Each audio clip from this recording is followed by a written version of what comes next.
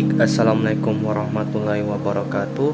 Perkenalkan, nama saya Muhammad Rafli dengan NIM G7012283.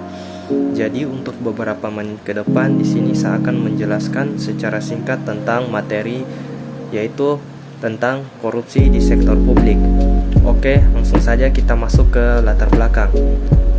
Oke, langsung saja. Kasus-kasus korupsi di Indonesia didominasi oleh korupsi di sektor publik, termasuk pelayanan publik atau public service delivery, di mana masyarakat berinteraksi langsung dengan pelaksana pelayanan publik. Jadi identifikasi adanya dua sisi koin terkait kedudukan masyarakat dalam praktik korupsi di sektor ini. Yang pertama, kurangnya kesadaran atau awareness sebagian masyarakat bahwa mereka merupakan korban utama karena tidak merasakan secara langsung dampak dari korupsi tersebut.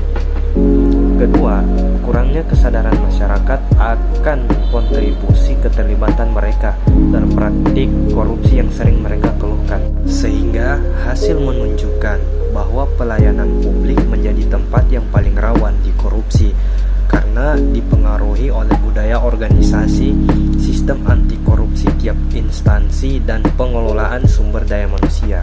Dampak korupsi yang terjadi di sektor publik memberikan kerugian yang cukup berarti untuk masyarakat, yaitu contohnya pelayanan publik yang tidak membaik, pelayanan kesehatan yang mahal, biaya pendidikan yang mahal, kemiskinan meningkat, hingga naiknya besaran pajak setiap tahunnya. Pandangan para pakar tersebut menitik beratkan konsep bahwa korupsi adalah penyalahgunaan kewenangan publik untuk kepentingan pribadi, yaitu diri sendiri, keluarga, kelompok, ataupun partai politik, sehingga disimpulkan korupsi sektor publik merupakan bentuk penyalahgunaan kewenangan publik, baik berupa tindakan maupun keputusan dari seorang politisi atau pejabat publik ataupun pegawai negeri demi kepentingan pribadi. Sementara integritas sektor publik adalah segala tindakan dan keputusan yang mengikuti norma dan tingkah laku publik, di mana salah satu norma yang paling berterima umum adalah kepentingan pribadi tidak boleh mempengaruhi tanggung jawab pejabat maupun aparatur publik. Para pakar merumuskan 6 bidang strategi utama dalam penanganan korupsi, yaitu ekonomi, pendidikan, budaya publik, organisasi birokrasi, politik, dan penindakan hukum. Bidang ekonomi, kedua kelompok menekankan agar bank dan lembaga keuangan lebih transparan, memberikan informasi keuangan publik termasuk keuangan partai politik. Kemudian perbaikan standar hidup menjadi prioritas penting kedua. Namun demikian, kedua kelompok berbeda pandangan, terutama pada aspek peningkatan gaji para politisi dan pegawai negeri yang lebih diusung oleh kelompok negara lower income. Istilah pengadaan barang atau jasa dalam arti luas mencakup penjelasan dari tahap siapan, hal penentuan, dan pelaksanaan barang ataupun jasa, juga tidak hanya sebagai kegiatan pemilihan penyedia, tetapi juga meliputi seluruh proses yang dimulai dari perencanaan, persiapan, perizinan, pelelangan, lokasi pemenang lelang, hingga tahap pelaksanaan dan proses mengelola dalam pengadaan barang ataupun jasa. Barang ataupun jasa dari tahun ke tahun umumnya selalu meningkat.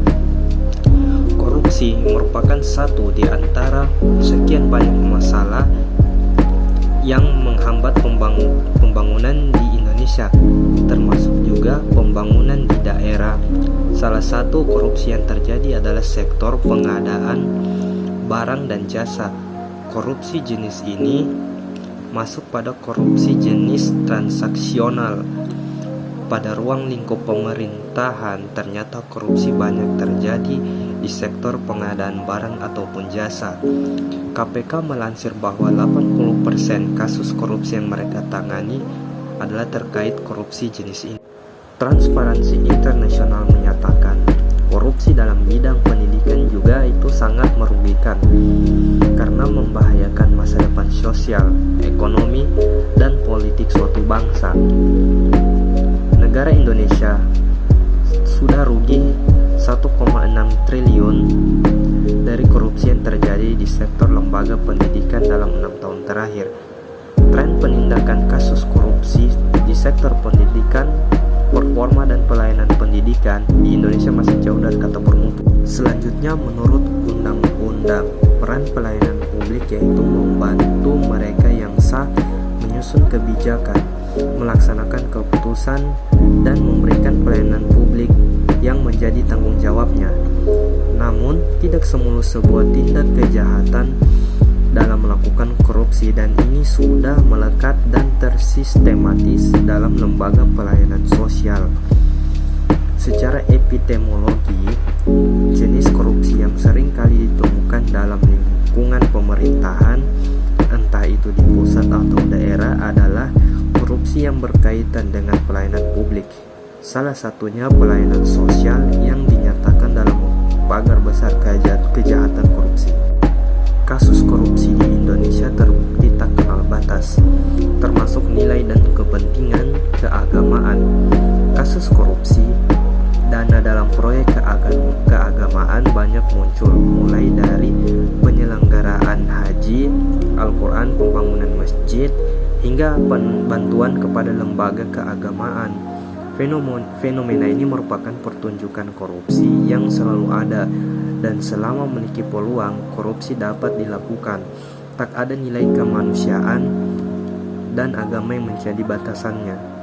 Korupsi sektor publik merupakan bentuk penyalahgunaan kewenangan publik, baik berupa tindakan maupun keputusan dari seorang politisi, pejabat publik ataupun pegawai negeri demi kepentingan pribadi. Pemberantasan korupsi seolah hanya menjadi komoditas politik, bahan retorika ampuh menarik simpati. Oleh karena itu dibutuhkan kecerdasan masyarakat pada sipil untuk mengatasi dan membuat keputusan politik. Sekian materi dari saya. Wassalamualaikum warahmatullahi wabarakatuh.